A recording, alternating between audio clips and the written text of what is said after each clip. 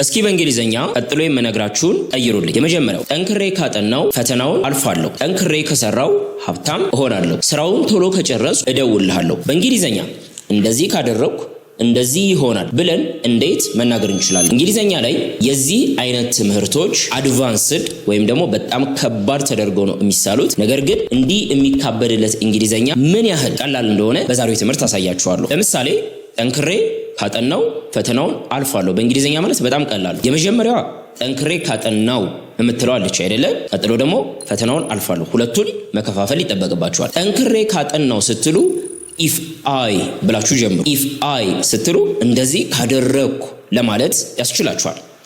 ኢፍ አይ ከዛ በኋላ ግን ድርጊቱን ታመጣላችሁ። ማጥናት ምንድነው በእንግሊዘኛ? ስተዲ። ኢፍ አይ ስተዲ ካጠናው እያላችሁ ነው። ኢፍ አይ ስተዲ ግን ጠንክሬ የምትሏ ደግሞ መኖር አለባት አይደለ? ኢፍ አይ ስተዲ ሃርድ ምን እያላችሁ ነው? ጠንክሬ ካጠናው እያላችሁ ነው። ስለዚህ እንደዚህ ካደረኩ ማለት በእንግሊዘኛ በጣም ቀላል ነው።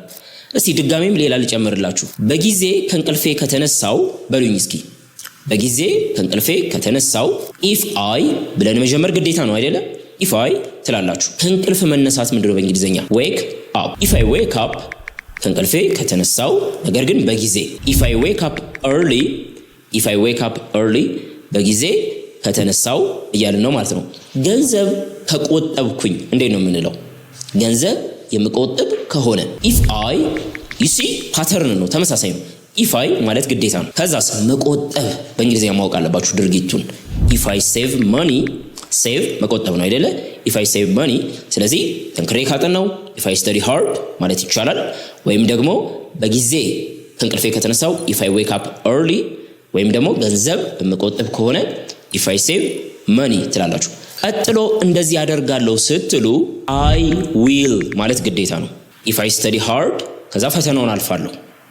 አይ ዊል ፓዝ ዘ ኤግዛም። አይ ዊል ትሉና ድርጊቱን ፓዝ ዘ ኤግዛም። አይ ዊል ፓዝ ዘ ኤግዛም። ኢፍ አይ ዌክ አፕ ኤርሊ በጠዋት ከተነሳው ወክ አደርጋለሁ። አይ ዊል አሁንም አያችሁ አይ ዊል የምትለዋለች። አይ ዊል ጎ አውት ፎር ኤ ዋክ። አይ ዊል ጎ አውት ፎር ኤ ዋክ ለወክ እወጣለሁ። ኢፍ አይ ሴቭ መኒ ገንዘብ ከቆጠብኩኝ ቤት እገዛለሁ። አይ ዊል ባይ ኤ ሃውስ። አይ ዊል ባይ ኤ ሃውስ። ስለዚህ ኢፍ አይ ድርጊቱን ከዛ አይ ዊል ድርጊቱን ማስቀመጥ ትችላላችሁ ማለት ነው። ገንዘብ ካገኘው እዳዬን እከፍላለሁ። ገንዘብ ካገኘው እዳዬን እከፍላለሁ። በፍጥነት ኮሜንት ላይ አስቀምጡልኝ።